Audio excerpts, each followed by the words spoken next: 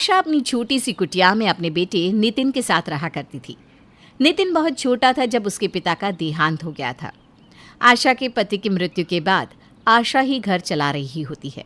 ऐसे ही एक दिन, हे भगवान, घर में तो राशन ही नहीं है और मेरी तनख्वाह तो 2 दिन बाद आएगी। अब मैं क्या करूं? अपने बेटे को खाना कैसे खिलाऊंगी मैं?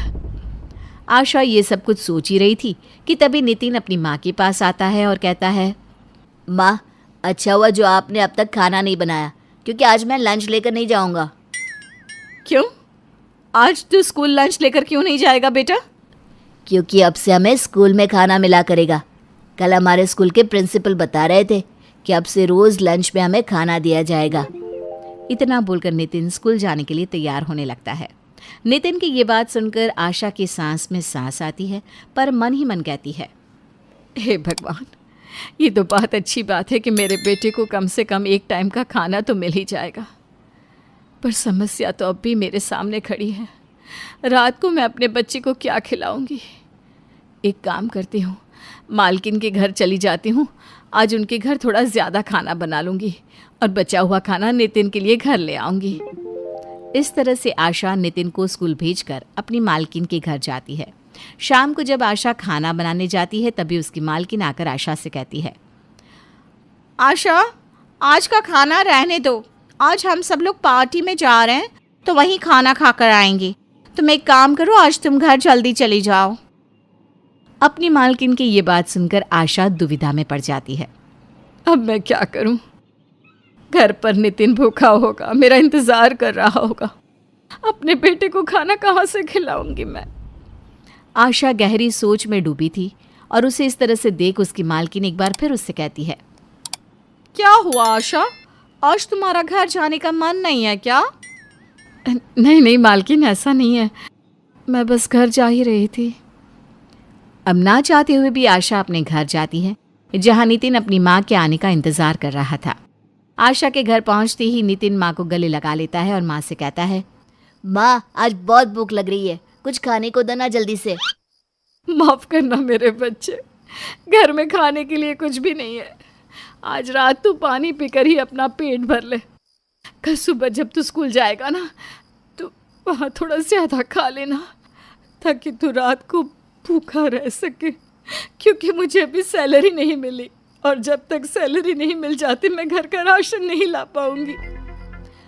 माँ, आप कहो तो मैं लाला से थोड़ा सा आटा उधार मांग कर ले आऊँ? नहीं बेटा, लाला हमें उधार नहीं देगा, क्योंकि मैं लाला से पहले ही कई बार उधार ले चुकी हूँ।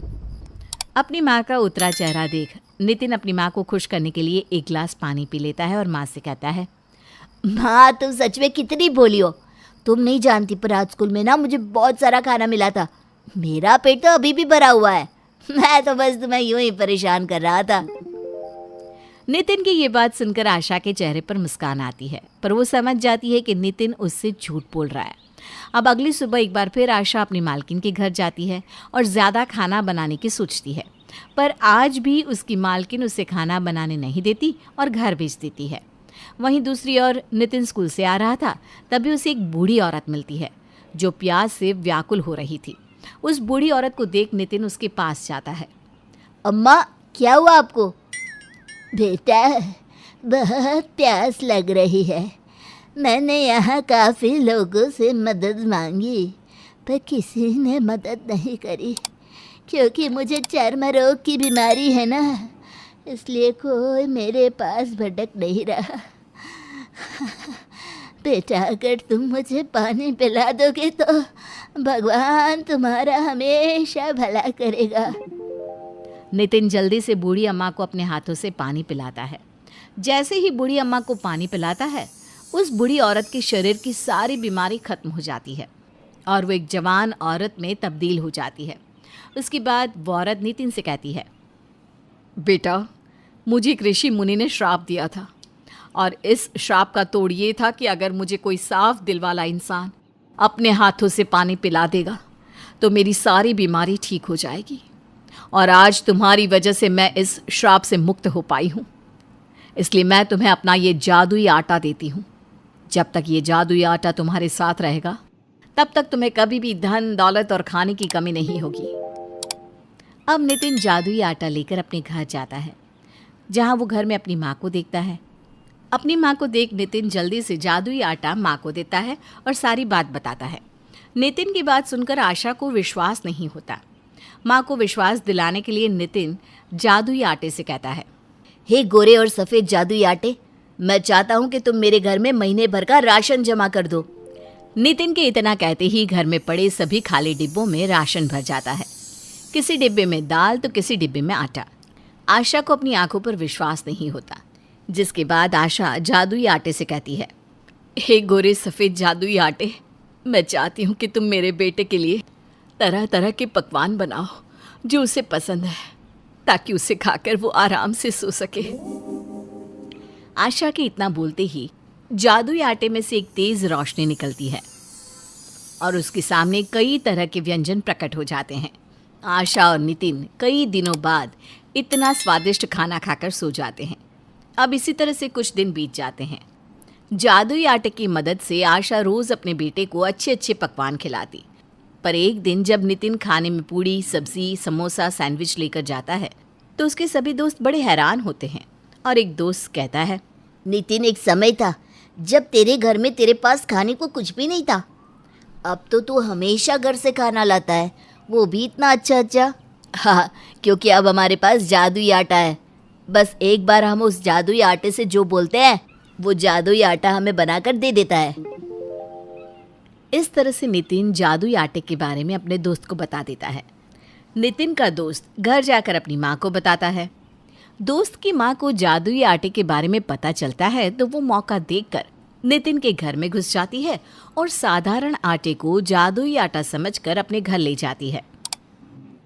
बेवकूफ़ आशा, घर में जादुई आटा रखा है पर फिर भी उसका इस्तेमाल नहीं करती। मैं अपना दिमाग लगाऊंगी और इस जादुई आटे को अपने साधारण आटे के साथ मिला दूंगी। इससे मेरा साधारण आटा भी जादुई हो जाएगा। फिर मैं अपनी राशन की दुकान खोल लूँगी और जादुई आटे की मदद से आटा बेचा करूँगी। लागत कुछ नहीं, मुनाफा करोड़ों का। इस तरह से नितिन के दोस्त की माँ आटे को अपने आटे में मिला देती है और गांव वालों में बेच देती है। पर ये क्या, उसके घर का सारा आटा खत्म हो जाता है और मुनाफा कुछ नहीं होता। वो अपना सर पीटने लगती है। उसे समझ में आ जाता है कि लालच करना बुरी बला है। तो वहीं दूसरी ओर आशा दूसरों के घर की साफ सफाई छोड़कर अपनी खुद की छोटी सी हलवाई की दुकान खोल लेती है और गांव में पूड़ी, सब्जी, समोसे, कचौड़ी आदि बेचने लगती है। और इस तरह से देखते ही देखते जादुई आटे की मदद से गरीब आशा अपने बेटे के साथ और भी गरीब लोगों का पेट भरने लगती है।